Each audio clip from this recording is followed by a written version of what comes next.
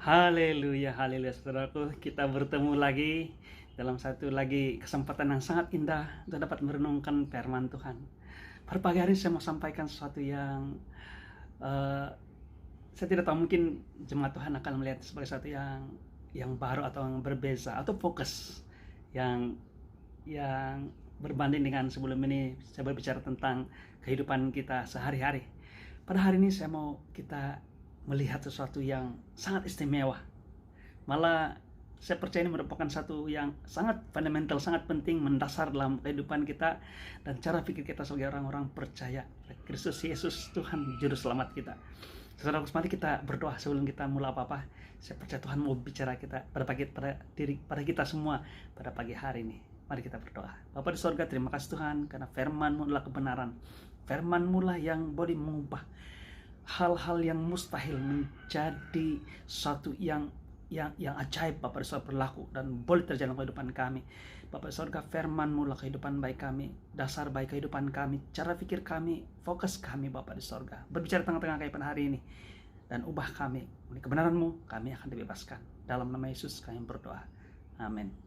Saudaraku, suasana akhir zaman yang sedang kita lihat sekarang ini semakin nyata. Maksud saya seperti apa yang dinyatakan dalam Alkitab. Di dalam 2 Petrus pasal 3 ayat 3 sampai 9 kita baca. Firman Tuhan menjelaskan hal ini. Dia katakan begini, yang terutama harus kamu ketahui ialah bahwa pada hari-hari zaman akhir akan tampil pengejek-pengejek dengan ejekan-ejekannya, yaitu orang-orang yang hidup menurut hawa nafsunya, kata mereka, di mana janji tentang kedatangannya itu. Sebab sejak bapa-bapa leluhur kita meninggal, segala sesuatu tetap seperti semula pada waktu dunia diciptakan.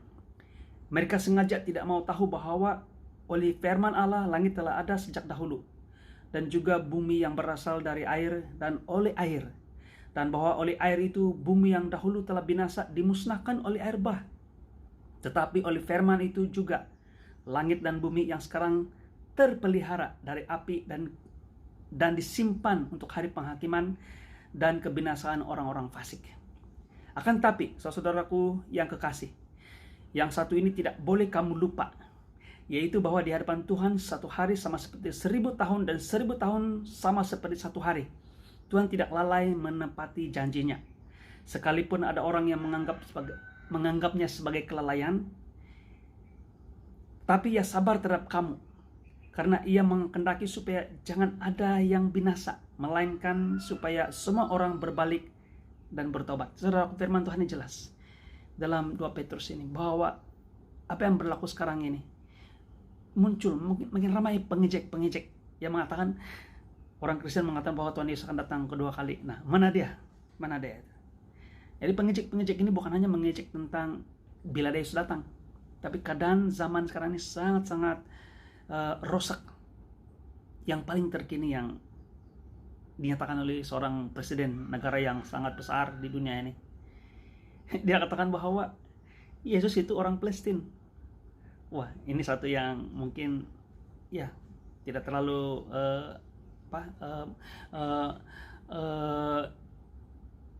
gah ataupun terlalu mengejutkan.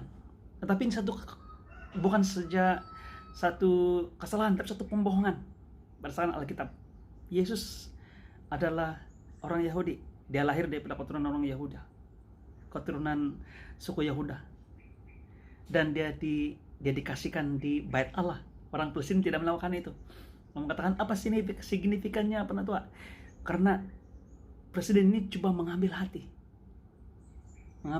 kepada orang-orang Palestina dan juga orang-orang yang bukan Yahudi, bahwa Yesus sebenarnya identitinya bukan orang Yahudi, supaya dia seakan-akan seperti mempromosikan bahwa kekristenan itu bukan Yahudi, dan supaya orang-orang Palestina hanya benci orang Yahudi tapi tidak membenci orang Kristen. Mungkin satu yang memoderatkan supaya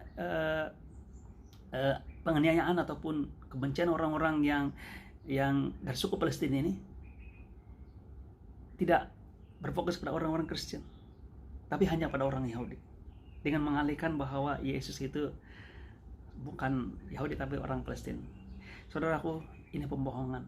Ini sebenarnya satu bukan hanya pembohongan, tapi mengalihkan fokus pada firman Tuhan, kebenaran firman Tuhan, kepada satu kebenaran yang dimoderasikan. Untuk pengetahuan jemaat, dunia sedang menuju kepada satu, bukan hanya satu kerajaan yang menguasai seluruh bumi, satu kerajaan. Nah, tapi juga harus diikuti dengan satu konsep lagi, yaitu satu kepercayaan.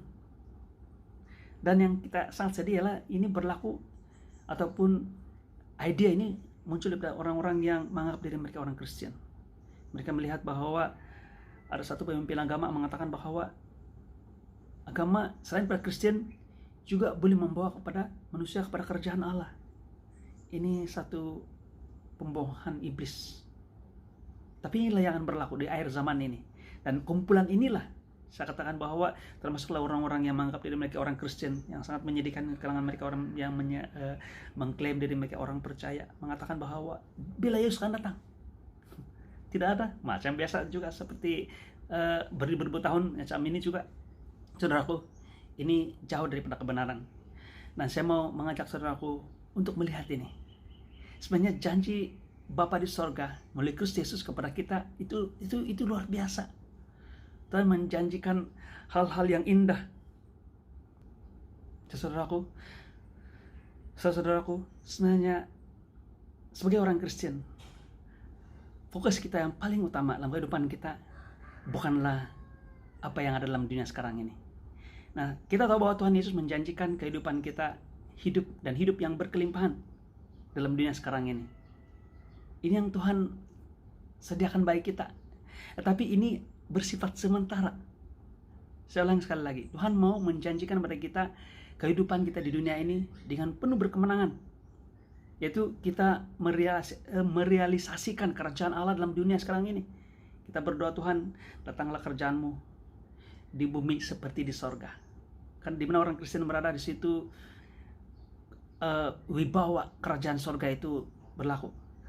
Tapi fokus kita, arah tujuan kehidupan kita bukan di dunia ini.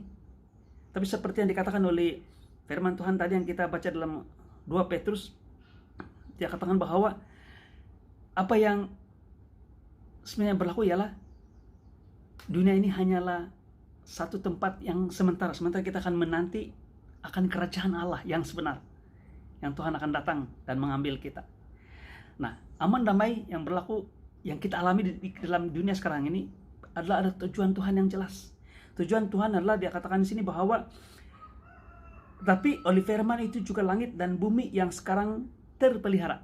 Nah, firman Tuhan, Yesus Kristus, oleh karena dia bumi sekarang ini, langit dan bumi yang kita nampak sebagai secara fisikal ini terpelihara.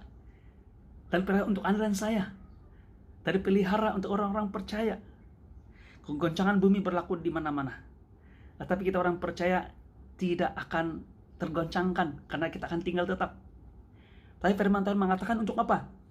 Disimpan untuk hari penghakiman dan kebinasaan orang-orang fasik. Ada suatu waktu di mana bumi dan langit ini akan dimusnahkan ataupun mengalami penghakiman oleh Tuhan sendiri. Sehingga firman Tuhan mengatakan bahwa akan ada langit baru, ada bumi baru, ada langit baru. Dan juga kenapa Tuhan pelihara masa-masa sekarang ini adalah karena dia katakan karena ia menghendaki supaya jangan ada yang binasa. Tuhan mau supaya jangan ada yang binasa. Ini merupakan satu kesempatan yang Tuhan berikan. Dia belum datang dan belum menghakimi bumi dan langit yang kita lihat sekarang ini. Masih terpelihara oleh firman Tuhan. Dan Tuhan seperti melambatkan kedatangannya yang kedua kali. Melambatkan kedatangannya yang kedua kali untuk, dan tujuan utama adalah untuk karena Tuhan menghendaki jangan ada yang binasa. Tuhan mau menyelamatkan semua orang. Dia katakan melainkan supaya semua orang berbalik dan bertobat. Ini kesempatan mereka. Karena pada waktu kebinasaan bumi ini, penghakiman yang Tuhan adakan, kesempatan itu sudah tertutup. Jadi semua ada tujuan. Kehidupan kita di dunia ini sekarang ini terpelihara, tapi disimpan untuk kebinasaan orang-orang fasik. Bukan untuk Anda dan saya, karena Anda dan saya akan diangkat Tuhan. Melalui pengangkatan kita akan bertemu Tuhan di awang-awangan. Dan juga apa yang berlaku sekarang ini, Tuhan memelihara, walaupun keadaan kegoncangan begitu luar biasa, tapi bumi masih terpelihara, langit masih terpelihara. Supaya ramai orang kesempatan ini, ramai orang bertobat. Ini tugas Anda dan saya untuk memberitakan Injil. Kesempatan untuk kita bersaksi kepada mereka. Tapi fokus utama kita adalah kedatangan Yesus yang kedua kali. Ini yang luar biasa. Mari kita lihat dalam Yohanes. Ini janji Bapa di sorga ketika dia, Bapak Yesus Kristus ketika dia kembali ke sorga. Di dalam Yohanes pasal yang ke-14 ayat 1 sampai 4. Mari kita lihat firman Tuhan. Dia katakan begini. Janganlah gelisah hatimu, percayalah kepada Allah, percayalah juga kepada aku. Dia katakan percayalah kepada Bapa, percayalah juga kepada aku. Dan firman Yesus berbicara atau menyampaikan firman Tuhan ini kepada murid-murid Yesus pada waktu terakhir sebelum dia disalibkan dan naik ke surga. Tuhan membagi kepada mereka assurance, memberikan mereka keyakinan, iman bahwa Tuhan Yesus pergi, tapi dengan satu tujuan. Dia katakan begini, di rumah Bapakku banyak tempat tinggal. Jika tidak demikian, tentu aku mengatakan kepadamu, sebab aku pergi ke situ untuk menyediakan tempat bagimu. Dan apabila aku telah pergi ke situ dan telah menyediakan tempat bagimu, aku akan datang kembali dan membawa kamu ke tempatku, supaya di tempat di mana aku berada, kamu pun berada. Dengar, di mana Yesus berada. Di manakah itu? Di sebelah kanan takhta Allah Bapa di sorga. Dia katakan kamu juga berada. Di mana Yesus berada, di situ juga kita akan berada. Dia katakan di sini, dan di mana aku pergi, kamu tahu jalan ke situ. Dan kita akan tahu, jangan risau, kita akan dapat sampai, dan kita akan sampai di situ bersama dengan Bapa di sorga. Saudaraku, inilah janji Yesus kepada murid-muridnya dan untuk Anda dan saya pada saat ini. Dalam dunia sekarang ini, murid-murid Yesus melihat bahwa Yesus pergi. Tapi bagaimana dengan kami? Kita melihat Yesus berada di sorga pada waktu sekarang ini. Tapi janji Tuhan kepada murid-murid Yesus dan pada Anda dan saya tetap sama. Dia katakan, aku akan kembali dan membawa kita di mana dia berada, kita juga akan berada. Dan inilah janji Tuhan. Tuhan akan mengangkat kita. Dan sehingga waktu itu kita hidup dalam dunia ini. Dunia yang semakin rontok, semakin rusak ini. Dalam Kolose pasal 3, saya mau kita fokus kehidupan kita. Wah, luar biasa. Ini satu yang luar biasa karena kemurahan Tuhan memberikan kita untuk mampu dan memikirkan hal-hal yang seumpama. Dia katakan begini. Saudaraku, bila membaca firman Tuhan ini semuanya, saya mendahului apa yang saya mau katakan. Untuk saya pribadi, saya bertobat, pikiran saya berubah. Bukan saya tidak mau melepaskan ataupun mau mengajak saudara untuk melepaskan segala tanggung jawab kita yang dalam dunia ini. Selectivity kita yang indah, seperti menikmati segala berkat Tuhan, melalui makanan, melalui fellowship, melalui di mana kita berada, tempat tinggal kita, sosial kita dan sebagainya. Tidak, bukan. Tapi fokus kita, perhatian kita, seperti dalam Kolose pasal 3 ayat 1 dan 2, firman Tuhan mengatakan, karena itu kalau kamu dibangkitkan bersama dengan Kristus, carilah perkara yang di atas. Dia katakan, carilah perkara yang di atas, di mana Kristus ada duduk di sebelah kanan Allah. Pikirkanlah perkara yang di atas, bukan yang di bumi. Saudara, ini bukan membawa kita untuk menjadi orang yang mengisolasikan diri kita ataupun meminggirkan kita daripada dunia sekarang ini, bukan. Tapi kehidupan kita, dasar kita adalah menantikan kedatangan Tuhan Yesus yang kedua kali. Lebih tepat sekali lagi ialah menantikan pengangkatan kita bersama dengan Yesus sebelum kesengsaraan besar itu berlaku. Karena dia disediakan untuk, firman Tuhan dalam 2 Petrus tadi mengatakan, untuk orang-orang fasik. Kita akan diangkat. Dan pada kedatangan Yesus yang kedua kali ke bumi, selepas 7 tahun kesengsaraan besar ini, kita akan datang sebagai orang-orang yang luar biasa bersama dengan Yesus, memberitakan dengan Yesus selama 1000 tahun dalam kerajaan Allah di bumi ini. Fokus kita adalah perkara yang di atas. Di mana yang di atas? Di sebelah kanan Allah Bapa, di mana Yesus berada. Kita menanti-nantikan. Kita melihat bagaimana keadaan kita, hidup kita yang luar biasa kelak. Apabila kita sudah bebas daripada segala sesuatu yang bersifat kedagingan dalam hidup dunia kita, dalam dunia dan dalam kehidupan kita sekarang ini. Saudaraku, tubuh yang kita miliki inilah tubuh yang fana.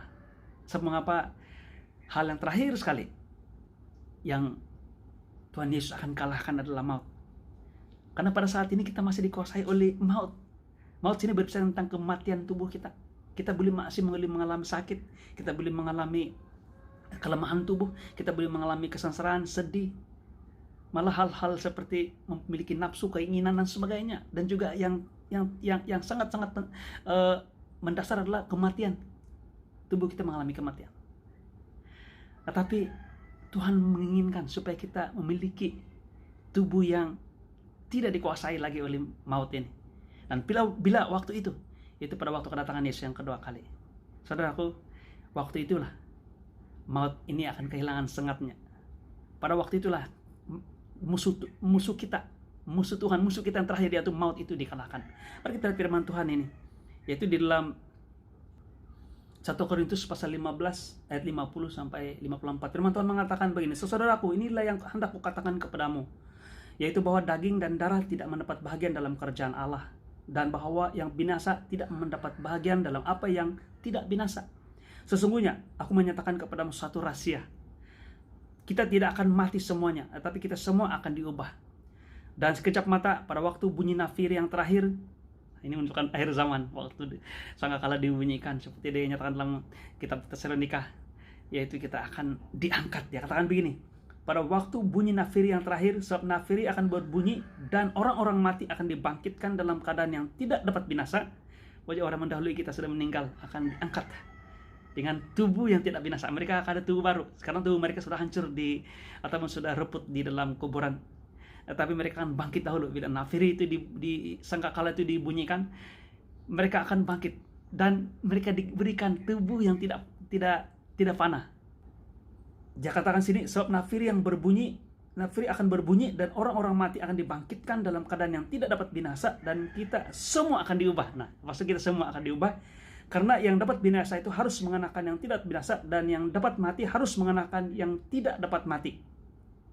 Dan sesudah yang dapat binasa ini mengenakan yang tidak dapat binasa, dan yang dapat mati ini mengenakan yang tidak dapat mati, maka genaplah firman Tuhan yang tertulis, maut telah ditelan dalam kemenangannya. Saudaraku, bilakah maut itu dikalahkan? Bilakah musuh akhir Tuhan itu diletakkan di bawah kakinya, dihancurkan pada waktu nafiri dibunyikan pada waktu akhir zaman? Karena waktu ia dibunyikan, orang yang meninggal dahulu akan bangkit dan mereka diberikan tubuh baru, dan mereka menyongsong Bapa di sorga, menyongsong Yesus di angkasa. Dan kita yang masih hidup, kita dengan satu kedipan mata, tubuh kita yang sekarang ini, yang boleh mengalami segala kebinasaan, tubuh yang boleh mengalami kematian, yang boleh mati, kata firman Tuhan ini, akan diubah dengan tubuh yang tidak panah, tubuh yang tidak akan lagi dikuasai oleh sakit penyakit maupun kematian. Dan pada waktu itulah firman Tuhan mengatakan maut telah ditelan dalam kemenangan. Saudaraku, secara pribadi Tuhan buka pikiran saya untuk melihat bila waktunya maut ini yang terakhir ini dikalahkan. Pada waktu Anda dan saya meninggalkan tubuh yang fana ini dan mengenakan tubuh yang baru. Nah, saudaraku, saya mau membawa fokus kita seperti dalam Kolose pasal 3.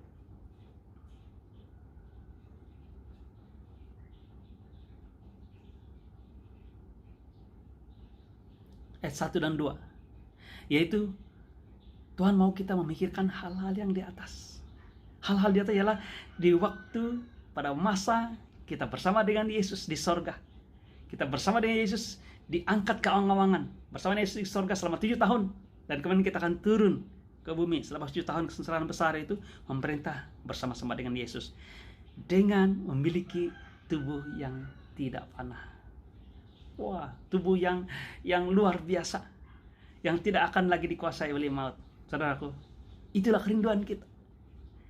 Orang-orang percaya, saya percaya pada waktu Yesus, murid Yesus juga menanti-nantikan waktu itu. Tapi mereka akan terkumpul dan tergolong di kumpulan mereka yang sudah meninggal. Tapi ketika nafiri dibunyi, mereka dulu dibangkitkan. Dan kita, jika Yesus datang pada waktu sekarang ini, tubuh kita akan diubah. Inilah fokus kehidupan kita. Inilah kemenangan yang kita sedang nantikan. Tubuh dunia yang sedang kita lihat sekarang ini sedang mengalami kebinasaan, sedang mengalami segala kegoncangan. Dia masih terpelihara, tapi disimpan untuk orang-orang fasik, untuk mereka mengalami kebinasaan waktu penghakiman nanti. Ia masih terpelihara supaya lebih ramai jemaat Tuhan, lebih ramai, bukan sekatakan jemaat, orang-orang di sana keluar sana yang bertobat dan menerima Yesus sebagai Tuhan selamat pribadi, karena kehendak Tuhan, keinginan Tuhan Bapa di sorga adalah semua orang diselamatkan. Inilah sebabnya mengapa dunia ini masih terpelihara. Tapi fokus kita, perhatian kita adalah pada waktu di mana Yesus datang untuk mengambil, menyelamatkan Anda dan saya.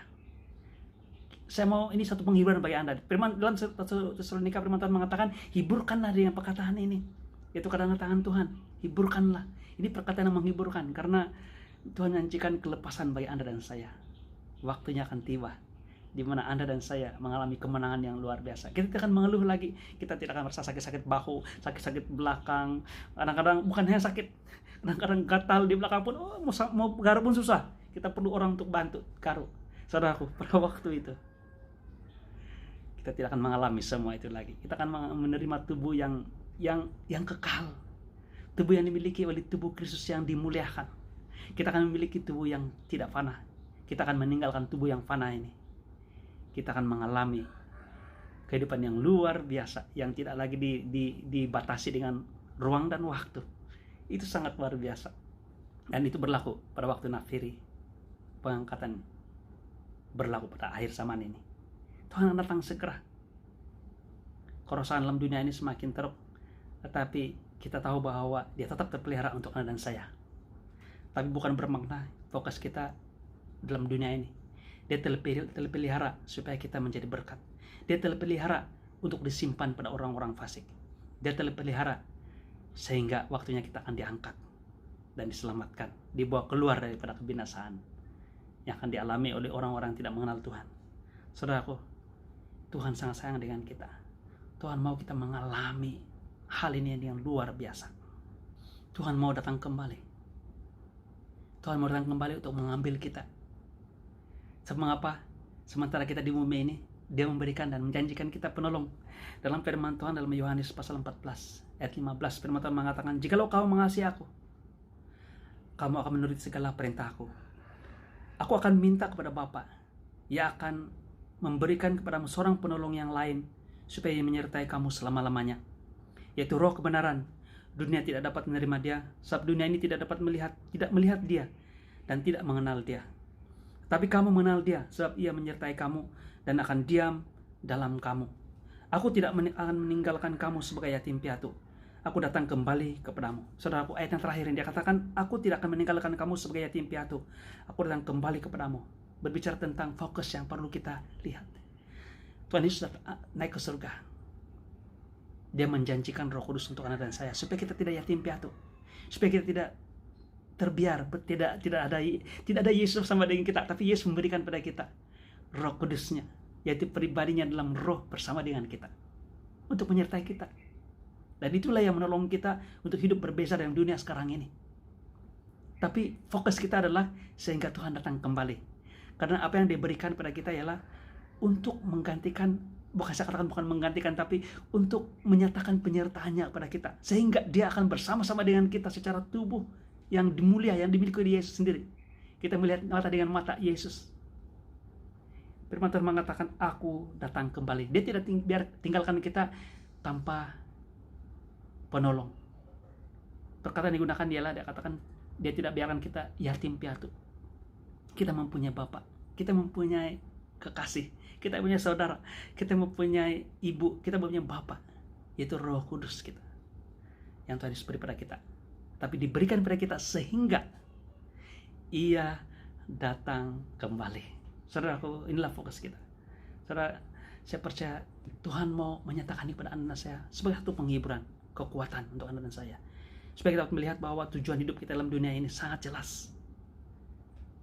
Fokus kita, pikiran kita adalah apa yang ada di atas, di sebelah kanan Allah Bapa, di mana Yesus berada. Kita menanti-nantikan ini. Saya percaya murid-murid Yesus, Matius, Petrus, Yohanes, Yakobus, dan semua murid-murid Yesus menantikan waktu itu. Tapi mereka meninggal sebelum Yesus datang kembali. Tubuh mereka Tapi janji Tuhan adalah ketika nafiri dibunyikan, mereka akan bangkit dahulu dan diikuti oleh Anda dan saya. Kalau kita masih hidup ketika Yesus datang. Kalau datang sekarang kita masih hidup ini, kita akan menyusuli mereka. Mereka akan mendahului kita dan bertemu Yesus di surga, di awang-awangan, di mana Yesus ada. Dia tidak akan turun, dia sudah turun ke bumi, tapi dia ada di awang-awangan. Kita akan menyongsong dia, dan pada waktu itulah maut dikalahkan, musuh terakhir Yesus dikalahkan, karena kita tidak lagi memiliki tubuh yang memiliki kecenderungan ataupun potensi untuk mati ini. Bukannya mati, tapi saya katakan tadi sakit, lemah, malah yang kata-kata dan sebagainya, itu Tuhan hancurkan, kalahkan semuanya, dan kita mengenakan tubuh yang tidak fana bersama-sama orang kudus yang sudah meninggal sebelum kita, dan kita akan bersama dengan Yesus. Tujuannya untuk menyelamatkan kita daripada dunia sekarang ini, karena dunia ini dalam Petrus mengatakan disimpan, terpelihara, belum ada kerusakan yang terlalu drastik ataupun yang terlalu besar. Masih ada berlaku sana sini gempa bumi dan sebagainya, tapi bumi belum mengalami ini. Baru gambaran saja kebinasaan yang sebenarnya itu sangat luar biasa. Tapi itu disimpan bagi orang-orang yang tidak percaya pada Tuhan. Anda dan saya, kita diselamatkan, dan hati Tuhan sangat jelas supaya lebih ramai orang yang akan percaya kepada Dia. Tuhan belum datang, sehingga orang pengejek-mengejek mengatakan bahwa mana dia, menjanjikan dia datang tapi tidak datang. Kita jangan lupa firman Tuhan mengatakan 1.000 tahun itu hanya 1 hari bagi Tuhan. Tuhan boleh datang, sebenarnya boleh datang lebih awal, tapi keinginannya adalah supaya lebih ramai orang yang diselamatkan. Kita lihat sekeliling kita, seperti apa yang dikatakan oleh Pastor Jubli dalam khotbahnya sebelum ini. Kita mempunyai peranan dalam masa pandemik ini untuk menjadi berkat kepada mereka, menyampaikan berita gembira, kemurahan Tuhan, kasih karunia Tuhan, terutama dalam waktu-waktu sekarang ini. Dan yang paling penting adalah supaya mereka terhitung dalam mereka, di kalangan mereka, termasuk Anda dan saya, yang diangkat pada waktu nafiri sangkakala di akhir zaman ini dibunyikan. Haleluya, haleluya. Saudaraku, demikian firman Tuhan untuk kita pada pagi hari ini. Mari kita berdoa. Bapa surga, saya mengucap syukur kepadamu karena sangat indah firman Tuhan pada pagi ini buat kami. Saya percaya pada surga, Engkau mau menyatakan isi hatimu. Engkau mau, saya percaya satu-satu yang Engkau berikan kepada kami sebagai hazon, sehingga kami dapat melihat, hamba-Mu dapat melihat, kami semua dapat melihat. Fokus kami bukan hanya hal-hal material dalam dunia sekarang ini, apa yang sedang kami hadapi, pekerjaan kami, masa depan anak-anak kami 20, 30, 40 tahun akan datang. Tapi Tuhan mau memperbetulkan kami, atau lebih tepat fokus kami lebih tepat dalam kehidupan kami sebagai orang Kristen, yaitu melihat hal-hal yang di atas pada waktu Tuhan datang menyelamatkan kami. Ini untuk penghiburan bagi kami Tuhan, terutama mereka yang sedang menderita Tuhan, saudara kami yang sedang mengalami kesusahan, malah yang mengalami direct hit, ataupun yang mengalami langsung penderitaan yang sedang berlaku goncangan dalam dunia sekarang ini. Bapa di sorga, bahwa Tuhan menjanjikan satu kesempatan yang sangat luar biasa, satu privilege, penghormatan untuk kami diselamatkan, diangkat bersama dengan orang-orang percaya semua pada waktu nafiri dibunyikan, yaitu duduk dan bersama dengan Yesus di sebelah kanan Allah Bapa. Oh haleluya. Terima kasih Bapa di sorga, sehingga Tuhan kami masih mengenakan tubuh yang lemah ini, tubuh yang masih dikuasai oleh dosa ini, tubuh yang masih lagi dikuasai oleh maut. Tapi waktunya, kami menanti-nantikan waktunya Bapa di sorga, tubuh kami diubah, dan orang yang kami sayang sudah meninggal sebelum kami akan mengenakan tubuh yang tidak akan binasa dan bersama-sama dengan Tuhan selama-lamanya di kerajaan sorga. Terima kasih Pak Sorga, kemuliaannya bagimu. Hamba-Mu selesai di sini, tapi saya percaya Pak Sorga, Roh Kudus akan memberikan pewahyuan yang lebih dalam lagi kepada kami, menikmati firman Tuhan, kebenaran firman Tuhan yang membebaskan kami. Di dalam nama Yesus kami berdoa, amin. Haleluya. Salam saudara, sekali lagi Tuhan memberkati. Kita akan bertemu lagi dalam sesi yang akan datang. Haleluya, amin.